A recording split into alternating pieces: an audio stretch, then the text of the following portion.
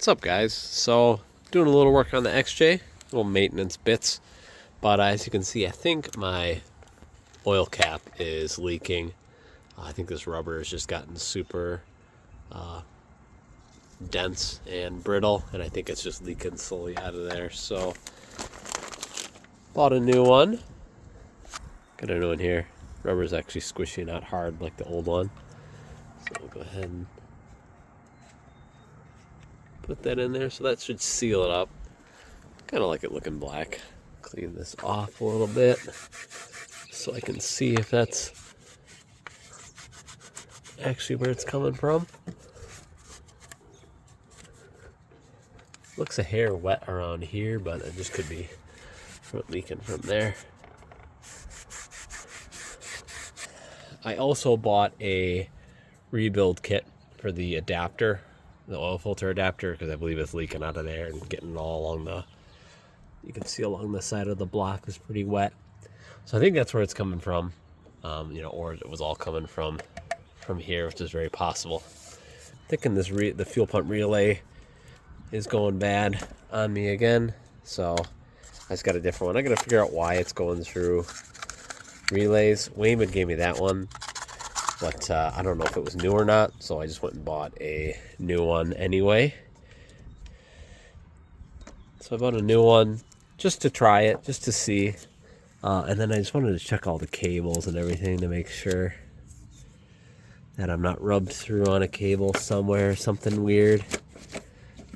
Another thing, I'm gonna swap out the turn signal bulb because that's out, and then the side marker light bulb is out. So I got some new bulbs for it. Not sure if these are the right ones for the side markers. Guess we'll find out. But yeah, other than that, the Cherokee's been pretty good. The catch can's been getting a lot of oil and a lot of condensation in here, so I've been filling it out. I usually empty it like every 2 weeks. It's starting to get warm here, so hopefully that'll start not filling up as much. But yeah, she's been doing all right for me.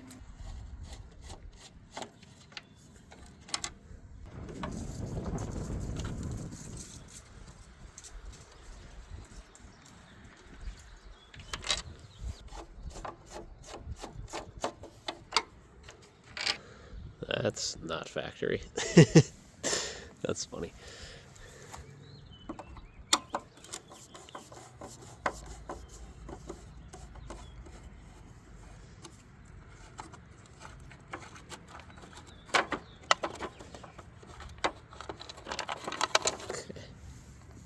I think this is the side that is burnt out. No. Okay. So that is definitely not.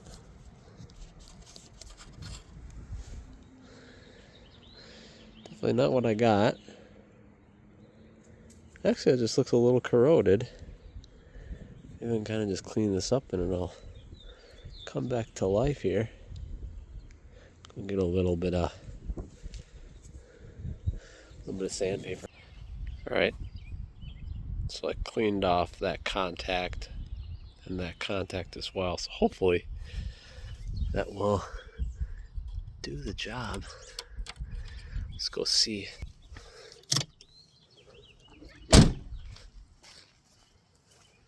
Hey, nice.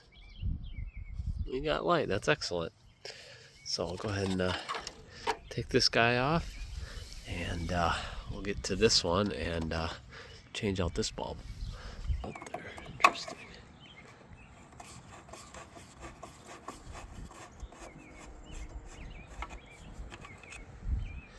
I think I randomly have a. Oh yeah. All right, I'll go grab a tool for that. Okay. That's the funny part about these old cars is, especially the old Jeeps, people just use random stuff that they find. So it's got a lot of grease on it, but yeah, that looks like a nice burn on that bulb. So we will open up the new one. There we go. Perfect.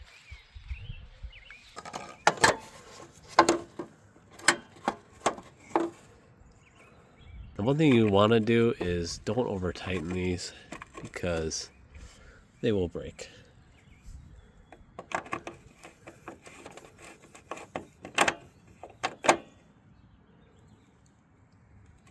Just like that, I'm just doing this by hand too. Looks like a drywall screw. Definitely factory.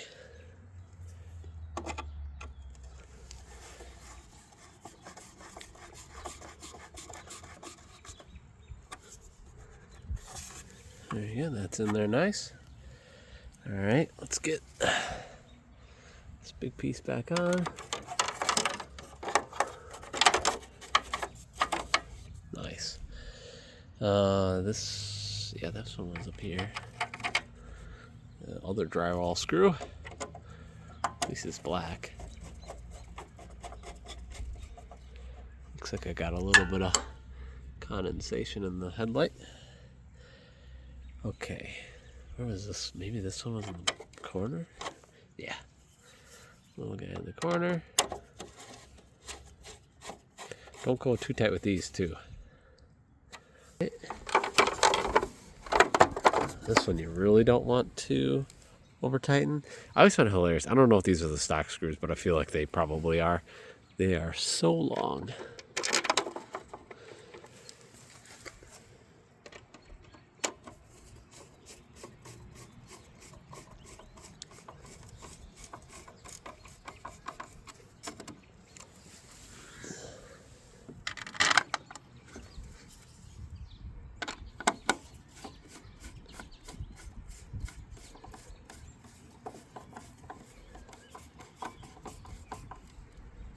Yep, just like that, nothing crazy, but yeah, that'll do it.